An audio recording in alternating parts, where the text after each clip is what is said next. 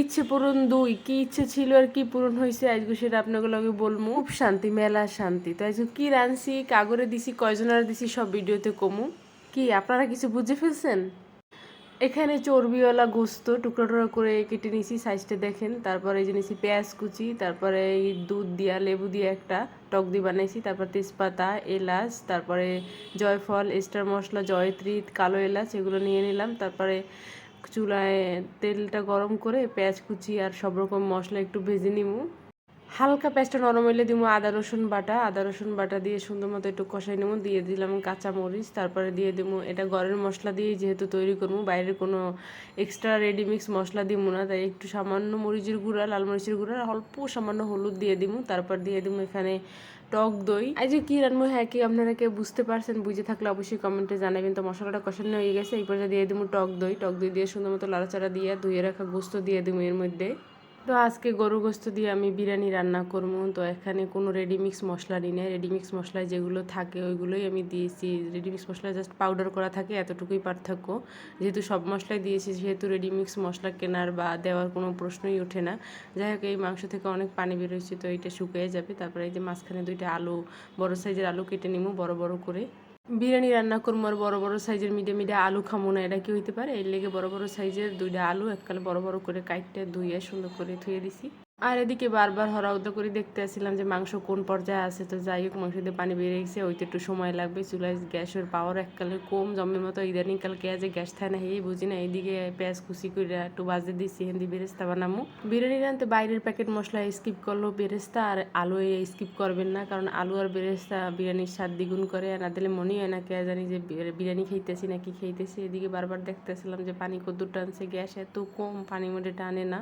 অবশ্য সকালের দিক গ্যাস চলে যায়, 11টার পর আর কোনো গ্যাস থাকেই না। আর এদিকে বেরেস্তা ভাজা হয়ে গেছে, লাল কইরা ভাইজে নিছি। আর ওই তেলের মধ্যে দিয়ে দিব আলুটা নুন আর হালকা হলুদ দিয়ে মাখাই দিয়েছিলাম, তো আলুটা এই তেলের মধ্যে দিয়ে লাল কইরা ভাইজে নিব।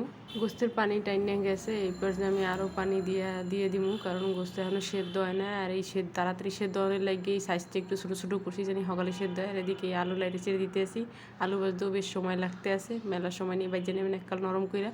আর এদিকে চাল মাইপা নিয়ে নিছি একটা বাটিতে, 1 কেজির মতো চাল আর 1 কেজির মতো গোস্ত নিছি আজকে। আর এই চাউলটা সুন্দর মতো জুড়ি দিয়ে ধুয়ে নেব, বেশ কয়েকবার ধোয়া লাগে, এককালে 5-7 বার ধোয়ার পরে এককালে ফ্রেশ পানি বাইরে, তখন আর ধুইবেন না, সুন্দর মতো ধুয়ে নিয়ে লাগবে চালটা ধুয়ে ঝুড়িতে থুমু, চালটা একদম ঝরঝর হয়ে যাবে। এদিকে আলু ভাজা হয়ে গেছে, একটু চিনি মাখিয়ে থুয়ে দেবো। এইটাই হয়েছে আসল স্বাদ, আসল ট্রিক্স এই রান্নার। তো বারবার যাইতে আসলাম গোস্তর পাত্রের দ্বারা, দেখলাম যে কত দূর সেদ্ধ হয়েছে কিনা। তো এইবার যে একাল ভালো রকমের সেদ্ধ হয়ে গেছে। মাংস সেদ্ধ হইতে যত সময় এখন ভাত রান্নতে বেশি সময় লাগবে না, মনের মধ্যে শান্তি এসেছে যে না ঠাস করে রয়ে যাবে। তো গোস্তটা একটা পেলা ডাইলে নিলাম, আর এখানে দিয়ে দিব গরম করে রাখছিলাম পানি মাপ মতো, চালের ডাবলটা। পরে পানি দিয়ে দিব। পরে এই যে ভাতটা একদম হয়ে গেছে মাখা মাখা, মানে একটু ভিজা ভিজা ছিল, তখন এটার মধ্যে মাংস দিব আর দিয়ে দিব আলু আর দিয়ে দিব বেরেস্তা। পরে একদম সুন্দর মতো ডাইকে থুমু 20 মিনিটের লাগে, 20 মিনিট পর আমি হেগো দেখামো কেমন হয়।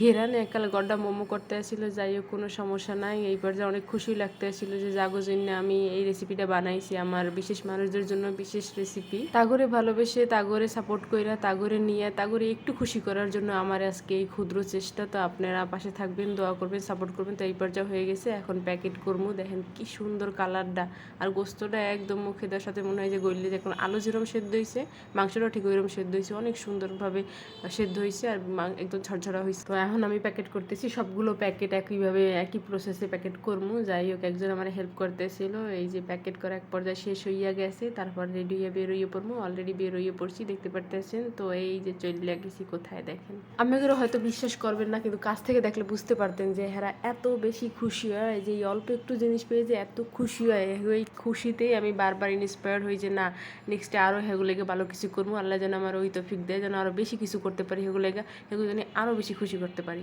তাদেরকে খুশি করেই আগাইতে চাই, তাদেরকে অল্প একটু হাসাইতে চাই, এইটা নিয়েই আমি অনেক দূরে আগাইতে চাই। অবশ্যই অল্পতে আমার মন ভরে না, কিন্তু কিছু করার নেই, সব কিছু অল্প দিয়েই হয়। শুরুটা প্রথমে সব কিছুর অল্পতেই হয়, পরে শেষটা অনেক মধুর হয়।